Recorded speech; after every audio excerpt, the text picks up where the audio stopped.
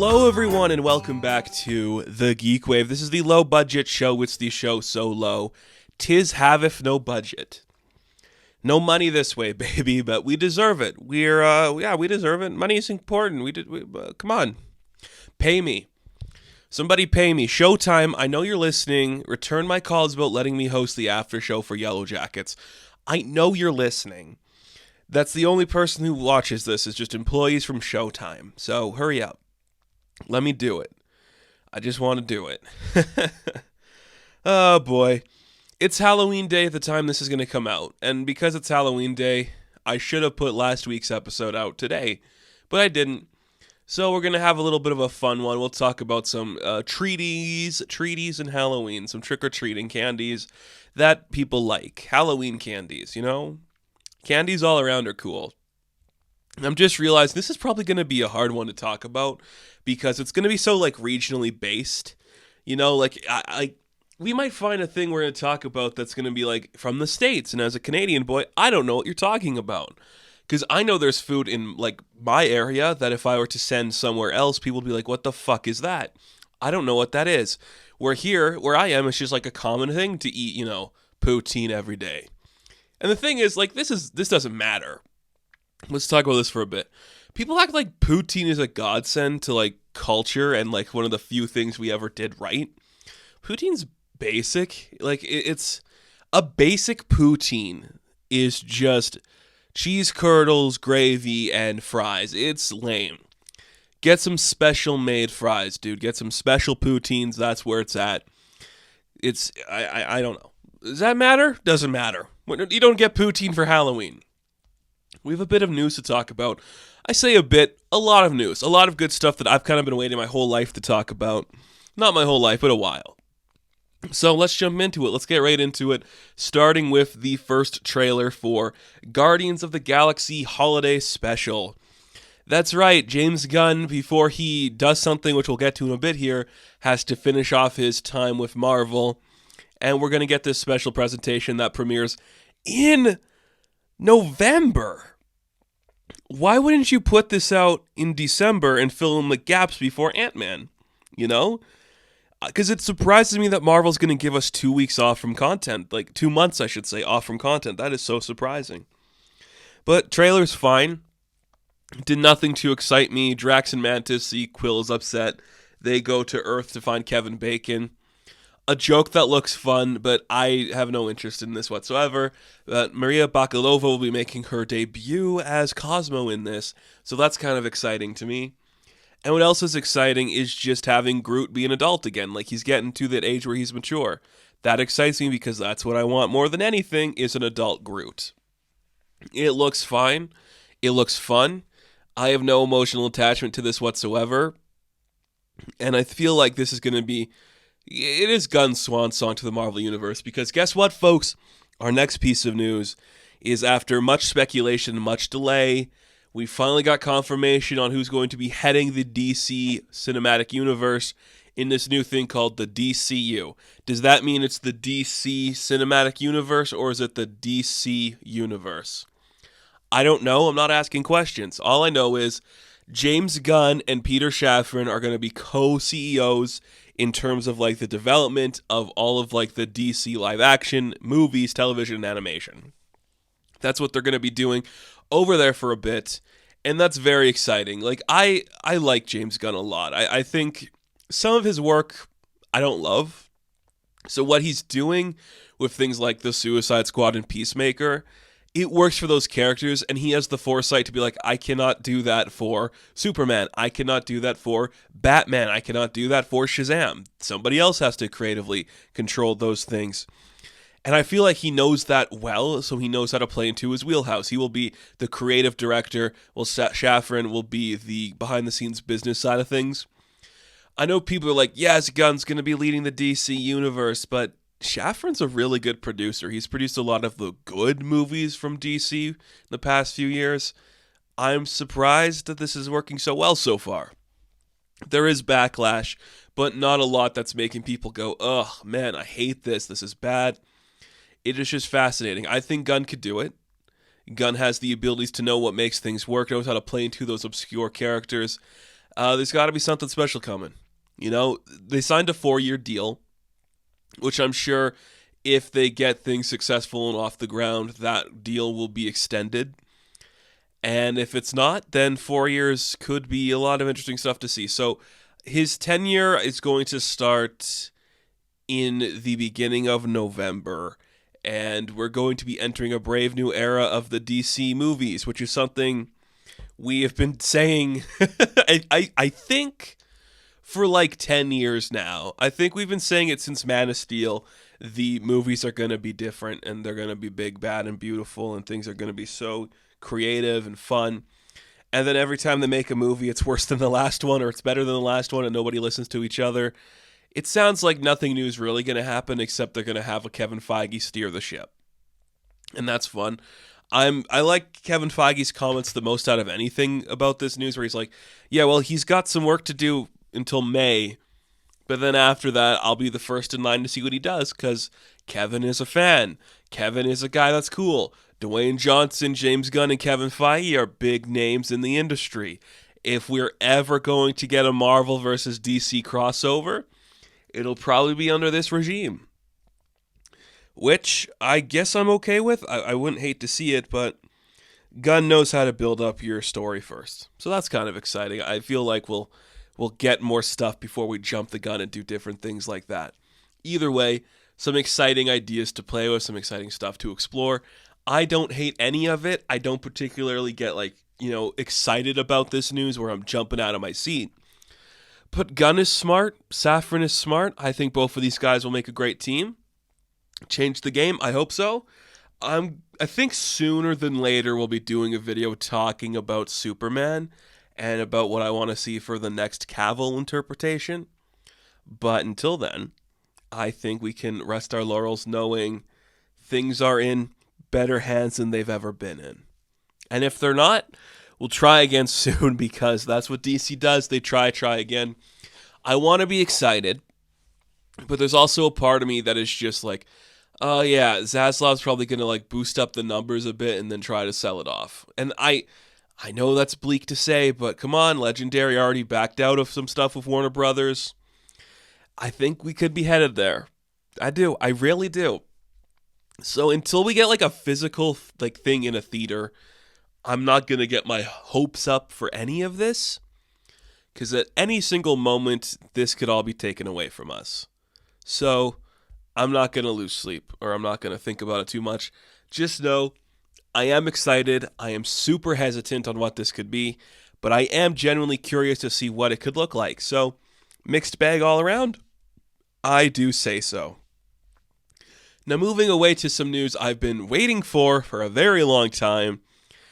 Sandman is finally confirmed to be getting a second season. It took you way too long to do this.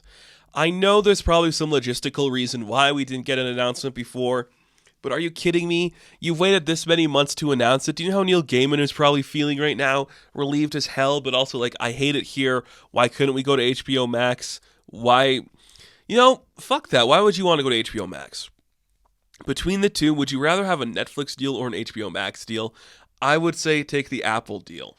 At least you'll get some quality out of that. But Sandman is finally getting a season 2, which is cool. I'm super pumped to see what that's going to look like. This was the one he already had some scripts being written for, so that is very exciting. I hope it's worth it. I think it will be, because Gaiman has been wanting to do this version for so long that it's probably going to be a good interpretation.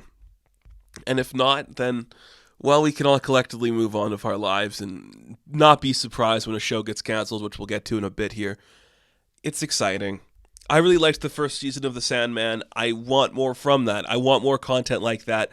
I am waiting anxiously and furiously for Astro City and Fables to get their things off the ground. I'm hoping we get Astro City so soon. That's another conversation I don't really want to get into right now. But in a world where The Boys is the biggest thing ever, and you have kids dressing up as Homelander, not understanding the character is literally a sociopath, I want a story of Astro City and have people see Samaritan and be like, oh yeah, let's do that. Good characters are good characters. We got a lot more news to talk about, surprisingly. Starting with this piece of news that is kind of shocking, but not really if you think about it.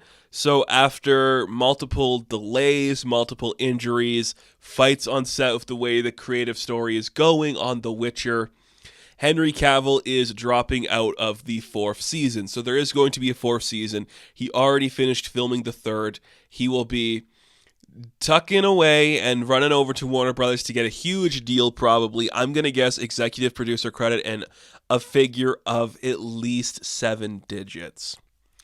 I'm saying at least $10 million a movie for him to return as Superman. That's what I'm saying.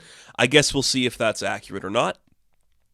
So this man, this hunky man who played The Witcher, was a big fan, didn't like a lot of the stuff that happened in the show, but was happy to invest in the world. He will be replaced by Liam Hemsworth. And, okay, look, I'm not watching The Witcher. I made it to 1 episode of season 2, and I'm like, okay, I get it. It's not fun anymore. So, I don't really care.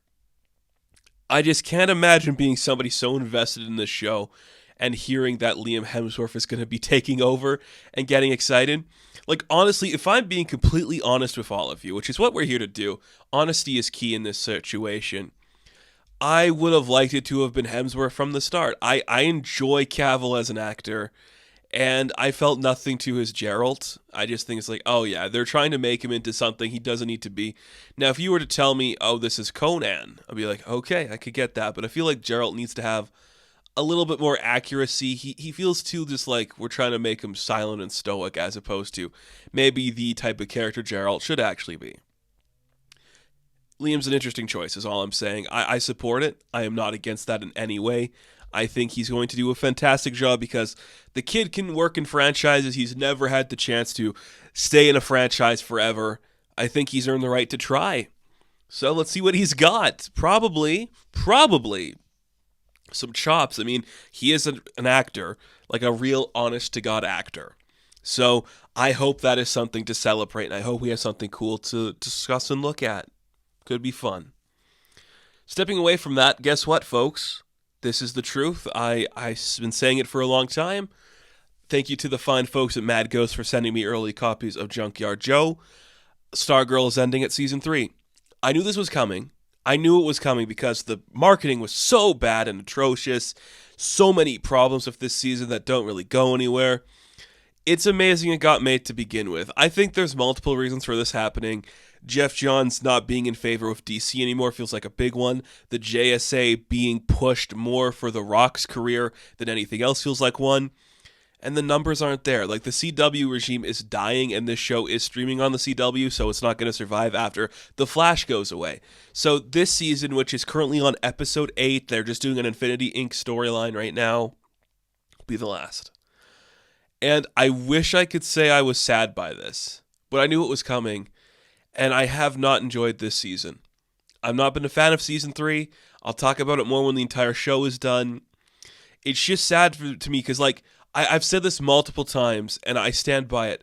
The first, 6 episodes of Stargirl, from the original airing a couple years back, the first 6 episodes have more moments in them where I have cried, audibly, physically weeped, than any other superhero content out there. I have cried watching Doom Patrol.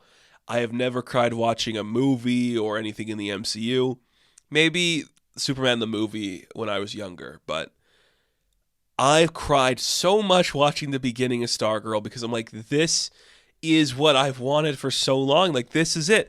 Representation for the JSA, a beautiful story with Courtney Whitmore. This is perfect and strong and cool. And I just don't like where it's went from there. So many problems bogging this one down. Not surprised. Maybe it's just going to morph and these characters will move towards the JSA because none of the characters in the movie are the ones they've used in the show. I don't know. Probably not. But this, more than anything, feels like Jeff Johns losing favor with the company, which I guess kind of sucks immensely, but we'll see what happens, I guess. I don't know. Interesting. Then we had a couple news pieces break today before I recorded this, starting with Brian Fuller, a name I'm sure a lot of you are familiar with in this industry. He will be developing a Crystal Lake prequel for the Friday the 13th franchise that will be premiering on Peacock. Okay, this is what I love about the new era of streaming. Prequels to movies that you know that are getting TV show prequels with auteur creators that don't need them. I love that shit. Do it. I'm on board for this bullshit so fucking much. Just the very idea that somebody came to Brian Fuller and said, you know Jason, and you know Jason's mom, but what about the origin of the lake? Yeah. I love it. I love it so much. Because it's dumb. It's dumb. And if anybody's going to make it good, I guess it's him. I hope it's just like, this lake is haunted and the spirits are weird here and it kills mothers and children. I hope that's what it is. I don't want to see like the events at the camp that lead to Jason dying there. I feel like that would suck. Where it's like, oh, it's going to be like Obi-Wan and we're going to have like a lead person be like running around like we're going to cast like a young person as Jason's mom. We're going to have like a young kid play. The kid that played Luke Skywalker and Obi-Wan could be young Jason. And we're going to see like the mom trying to protect him at camp. Like that would be fucking hilarious. Or maybe it's going to, I say that's bad, but I also think Bates Motel was pretty cool. You know, like that idea worked. And I guess this is kind of in the same vein, but at least those were people and not just like anthropomorphic hockey mask creatures. I don't know. I would just love it if there's a shot where we see a young Jason looking at a hockey mask. Because if we get that, then this whole fucking thing was worth it, right? If we get a shot where the kid is staring up at a mask, then, well, every dollar was well spent. That's what I think. That's what I stand by. And our final piece of news to talk about is something that's kind of been talked about for a while now, but not really like explored actively or openly. Yahya Abdul Mateen II will officially, I say officially, I think like some big scoops picked it up, is going to be Wonder Man Simon Williams in a series coming to Disney+. And here's the thing, I am a Wonder Man fan. Like, that was a character in the early days of Marvel where I was just like, oh yeah, this guy's my shit. A failed actor who wears sunglasses and sometimes wears a really goofy big red jacket. That's what I love. That's what I freaking love. And Yahya Abdul Mateen, holy crap, is that an actor or what? He might have the record for the most accurate depictions of comic book characters to anybody because he's Dr. Manhattan and he's freaking Black Manta. And he nailed both of those. And now you're going to tell me that sexy son of a bitch is going to be Simon Williams? I could buy it. I'll buy that for $1, as the kids say. That is so cool. Like, that is cooler to me than anything else that they've announced for casting recently. Because I'm like, oh yeah, a hunky guy playing a himbo. I'm up. Give me it. Give me it. I want that so perfectly. And look, I think Destin is involved in like the behind the scenes. Look, Destin, if you're listening, Yahya, if you're listening, if any of you guys are listening, I could play Hank McCoy better than anyone. I could do it. I'm just saying, if you need someone to play his like weird roommate who's fascinated in sciences, he's got like big hands and feet, I am free to do that. I already look like the Beast. You just have to paint me blue, and I will happily sit in that seat and be blue. You do not need to CG me. I will be in the prosthetics for 8 hours if it means I get to be blue. Okay? Okay. Let me do it. But awesome. Yahya's going to be fantastic in this. I cannot wait. Something exciting in the Marvel Universe. Yeah, about time that's happened, because since She-Hulk ended and Werewolf by Night is over, I don't really have anything to look forward to. So, awesome. Awesome. And now that that's out of the way, ladies and gentlemen, let's get into the topics for today. What are they? Candy. Later.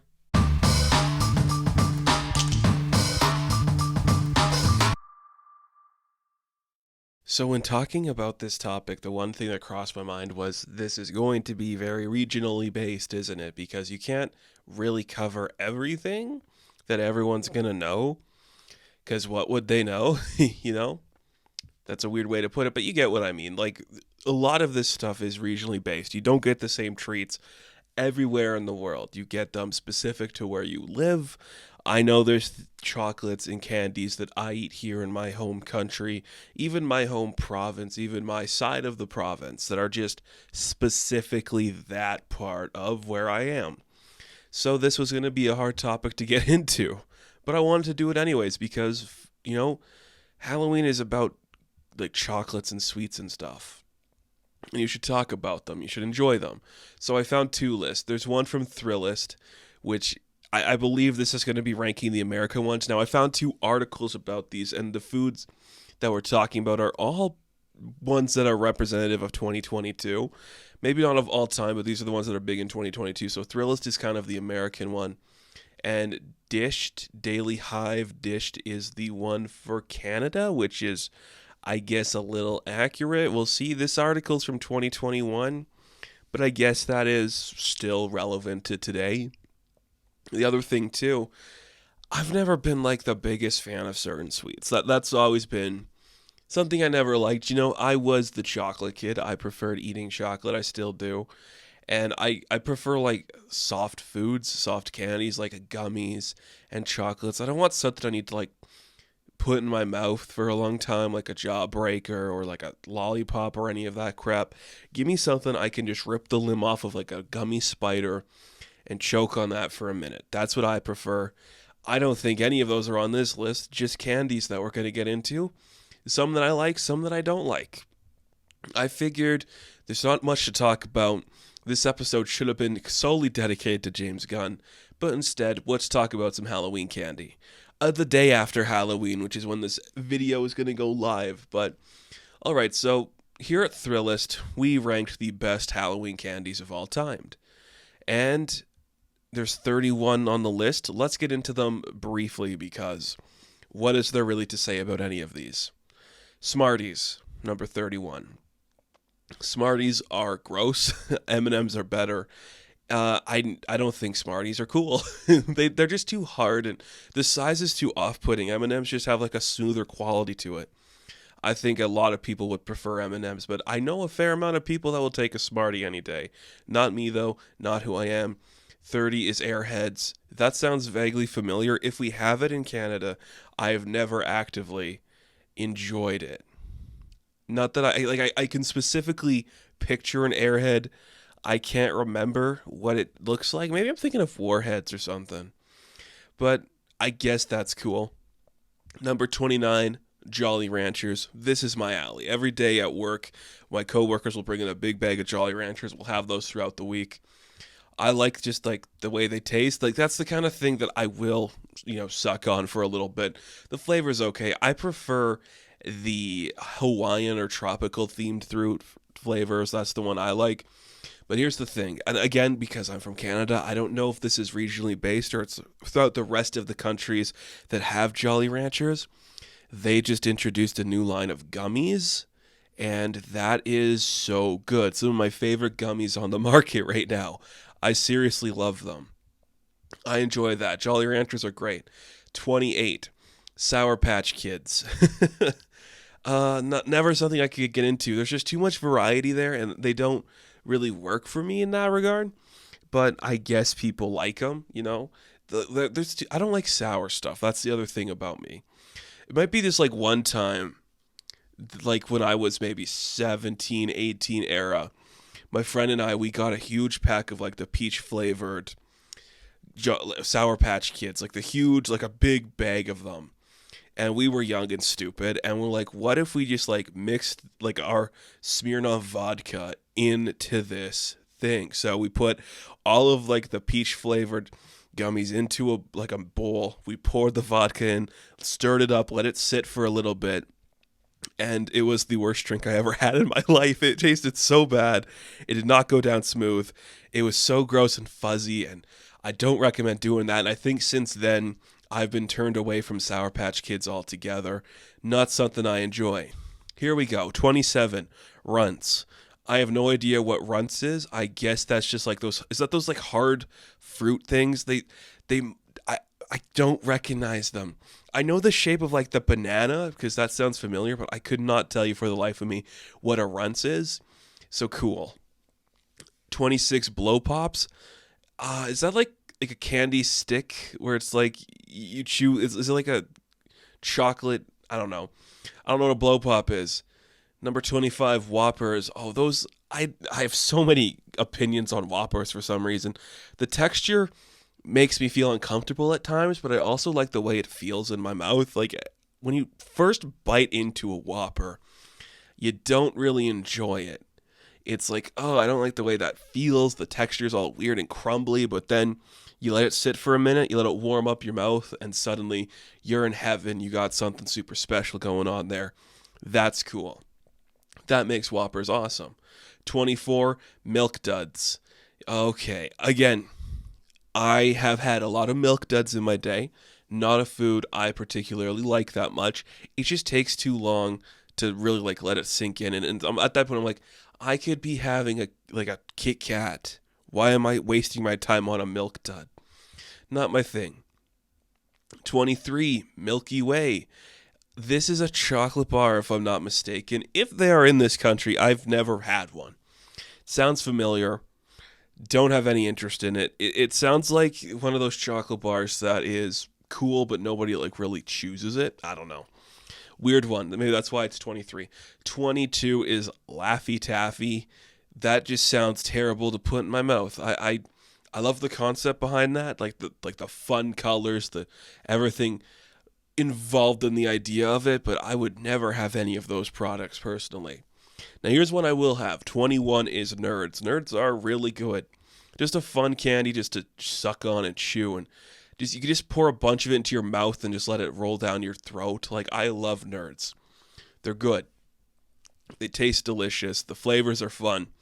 That's the kind of candy Daddy wants, you know, just something.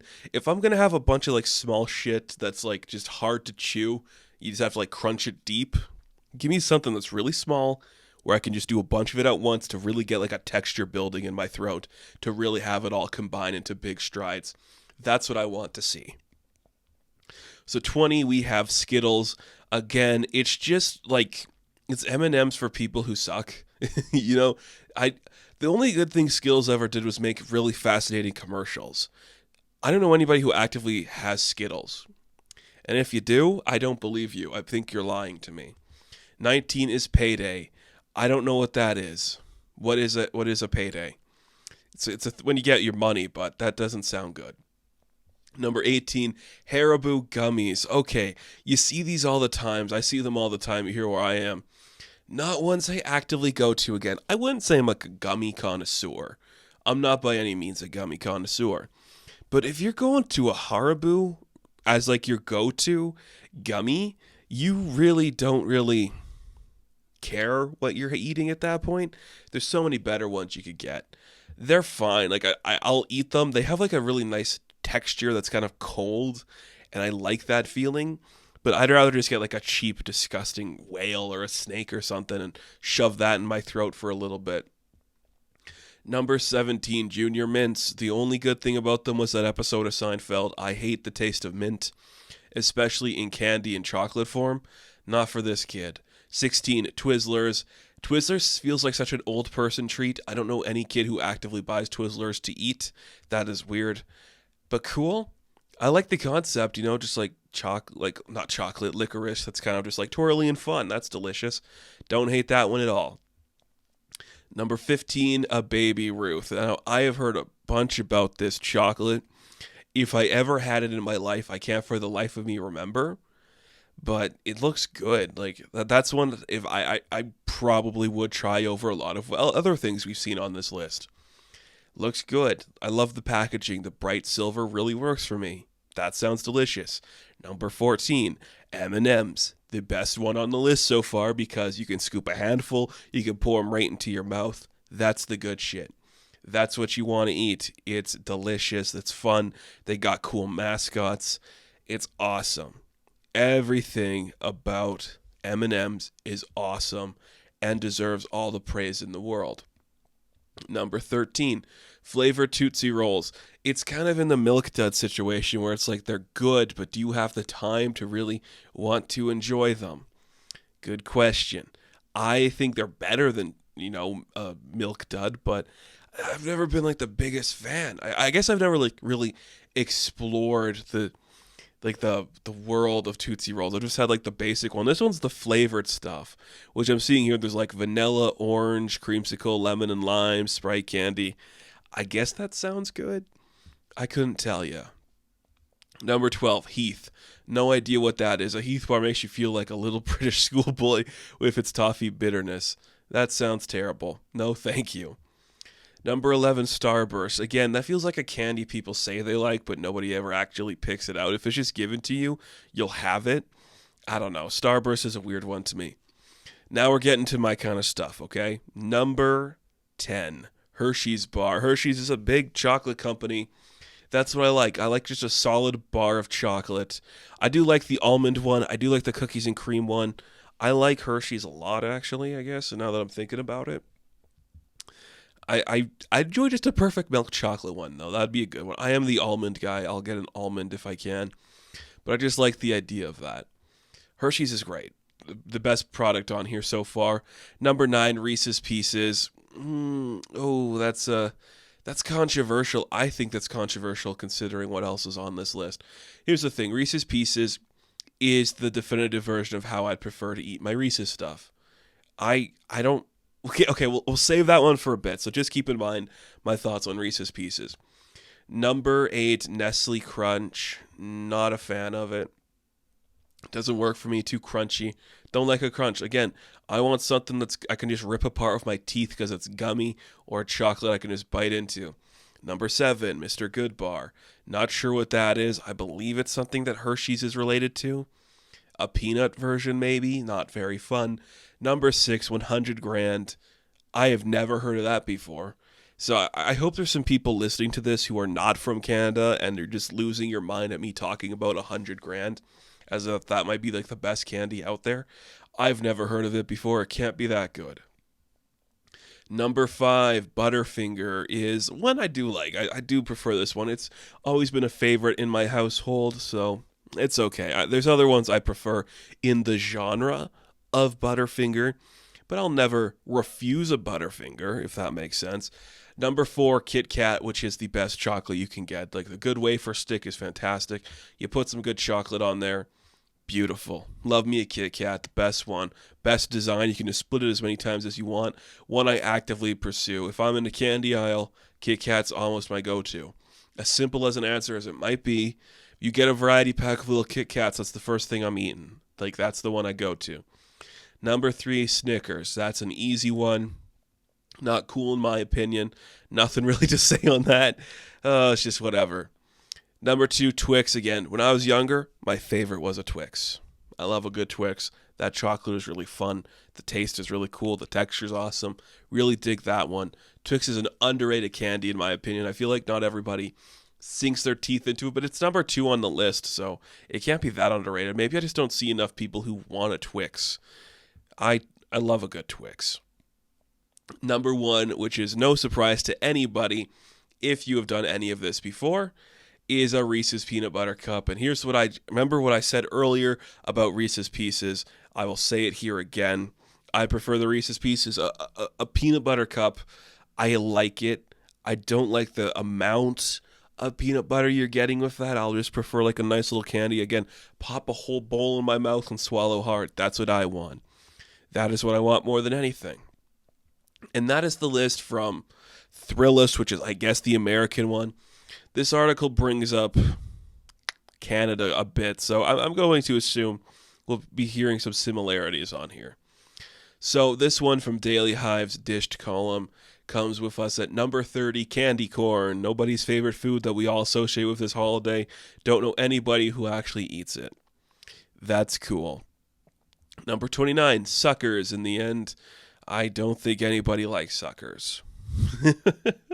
Right? Does anybody really like a sucker? I don't know. It's a weird one. It's never been. Some of them are fine, but I just crunch on them too hard, and I don't really like it. Number 28, Twizzlers. We talked about Twizzlers already. Number 27, Halloween Molasses Kisses. What the hell is that? These are, they're probably just like cheap old candies. That sounds terrible. Number 26 is Smarties. Again, I've talked about Smarties enough. Let's reiterate this again. It feels like eating plastic compared to like the smooth bottle of wine that is an M&M, which is a weird way to put that. I know what I just did it because number 25, I should say, on this list is M&Ms. So let's talk about this for a minute. Is the green M&M sexy? Actually, let's put it this way. Which M&M isn't sexy? I don't think the orange one is sexy, and I don't think the blue one is sexy. No, the blue one, he's kind of fun. I think he's got like the least personality. Maybe yellow. Yeah, yellow and orange aren't sexy because they're kind of like dumb. Red's got an attitude. That's sexy. Brown is very smart. That's sexy. Green had her slut era, and that's kind of sexy. And I feel like blue would just take care of you. So there's what I think. All those ones are sexy. Number 24, Mr. Big. That's right, folks. A great chocolate that I enjoy a lot. I really like a Mr. Big. Very fun candy. Number 23, Hershey's Milk Chocolate. Just a plain chocolate. Stick it in my mouth, baby. When you come to just like a plain row of chocolate where there's nothing else impeding it, nothing inside, no peanut butter, no peanuts, just nothing else inside but just straight chocolate, Hershey's is where it's at. Number 22, Aero. Is this like a regional thing? Because I think this would be a bigger deal on like the other list we talked about. It's like the bubbly chocolate. I know it's kind of like not for everybody, but I like it. And I can still remember like the old way Aeros used to be made. Man, that was a crazy time. I love this candy. It's very fun. It doesn't fill you up, and maybe that's why it works so well. Like you can have a whole bar and feel like you just ate nothing. That's kind of cool. Number 21, Fuzzy Peaches. We talked about you. You are going to be the death of me. On my deathbed, I will recall that time eating that shit. Number 20, Jolly Ranchers. A good, sucky thing. Give me the gummies any day of the week, though. All right, what do we got here? Number 19, Tootsie Pop. What the hell's a Tootsie Pop? Doesn't matter. Doesn't sound good. Number 18, Tootsie Rolls. Not something I want. Thank you. Let's move on. Number 17, Hershey's Cookie and Cream. Yeah, it's fine. I prefer the almond. I know I said that already. Cookies and cream is fine. Like, cookies and cream is such a specific treat or a specific flavor. It's something that you have to be in the mood for or want to deal with. It's not something that you can just observe whenever you want. You have to have like a specific want to have that. Number 16, a caramel. I like this one. It's kind of fun. Just the idea is here's chocolate and caramel together. It works. It works. Caramel, it's fun. It's good. It's yummy. Number 15, Wonder Bar. Another favorite in my household from people I grew up with. I would always have half of a Wonder Bar in my life. I like this one. It's crazy. It's a weird chocolate bar because it just like lingers and it's stringy. But I don't hate it. Maybe because I just grew up with it so much. My nostalgia really hits home when we do the Wonder Bar. I guess kind of with Twix too at 14 here. Again, Twix is fine. I guess it's bigger over in the US, which is kind of surprising to me. Number 13, Swedish Berries are fantastic. That's what I want. Give me some good gummy options. That's the one I want. That's a good gummy. That is the gummy I want to stick with. Thank you. Give me more of that shit. Number 12, Rockets. Oh, these feel vintage the more I look at them. I think they look great. Look great. Fun. They're good. Number 11, O. Henry. Yeah, they're fine. It's kind of that, again, it's like there's so many in the similar category to that you forget what O. Henry really represented to the brand and how it kind of made it what it is today. But I get that. That's kind of cool. Number 10, Sour Patch Kids. Yep, they're whatever. Number 9, Mars Bar. Mars Bar just feels so like smooth compared to almost everything else we've talked about on this list, where it's just like, it's like eating a bar of gold. If you could just like sink your teeth into a bar of gold, that's what eating a Mars Bar is like. I think it's the equivalent of a Milky Way. I'd have to do some more research on that, but I think it's that kind of energy. I'd have to look further. Again, we'll get to it. Number 8, Coffee Crisp. It's one I know it's very popular here. I do not. I could never get into it. When I was younger, I hated the idea of it. The older I got, the more I was like, yeah, it's fine, I guess, but I just it never connected with me. I know it's really popular here, though, so that's kind of cool. Number 7, Snickers, okay. Number 6, Starburst, okay. You know. Number 5, Kit Kat, still the best chocolate bar available to mass market. You want a good chocolate bar, get yourself a Kit Kat. It's going to satisfy you in more ways than you're ever expecting. Maybe not ever expecting, but just more than you're expecting. A Kit Kat's a good chocolate bar. Number 4, peanut M&Ms. See, I I'm I think I'm going to do a deep dive on the M&M stuff eventually, because I think it's such like a big part of pop culture. Like the actual most iconic brand of chocolate might be M&Ms because of the advertising and the logo and the things involved with it. Is peanut the best one? I don't know. I like the straight chocolate. I also could eat a bag of peanuts if they're presented to me. The pretzels are even good too, I gotta say. I don't know. Fascinating. Number 3, Crispy Crunch. Not a fan of it. Number 2, Skittles. Again, not a fan of it. It just feels like the crystal meth version of an M&M, and Daddy don't like that. And of course, number 1 is the Reese's Peanut Butter Cup. I guess the world's got like a hard-on for peanut butter and chocolate. The guy who discovered that must make $1 billion a year just having created and crafted that iconic candy. But I just think it's a solid 5 out of 10. Any day of the week, I'll take my Jolly Rancher gummies. I'll take my Swedish berries. I'll take my Kit Kat. I'll take my Mars bar. I'll take my almond Hershey. Everything else, I'll take it or leave it. But don't give me Smarties or Skittles. I'm an M&M bitch till the day I die.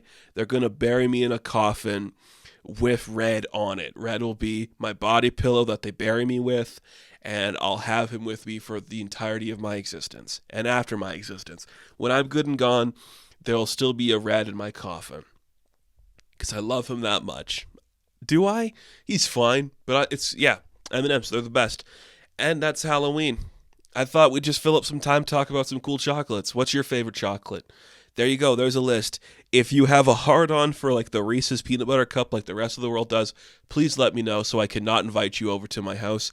I'm thinking if I do hand out candy next year, I might do the thing. I saw this recently, and when I went to get some comic books the other day at my local comic book store, they had a bundle you could buy that had like 20 stacks of the same issue in it with a trick or treat logo. So you could buy these bundles of comics and hand them out to the kids if they wanted it. It was only $10 and it was an issue of The Amazing Spider-Man. I'm like, oh, if I'd known that earlier, I might have went out and tried to do that.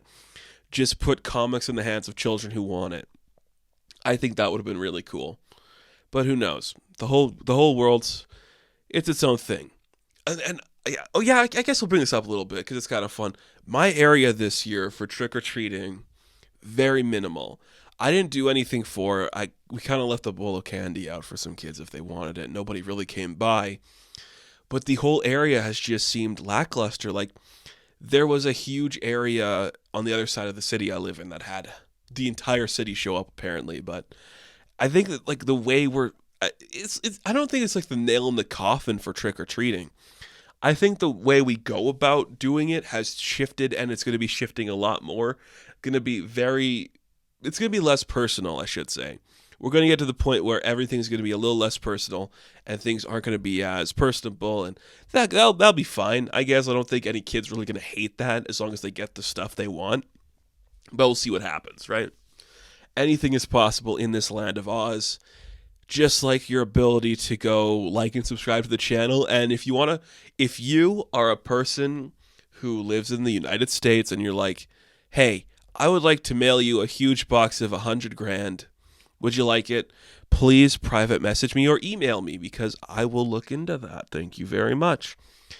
As always, you guys can check me out on TikTok, Instagram, and Twitter. And of course, I will catch you in the next one. Have fun. Stay safe. Good luck and happy Halloween.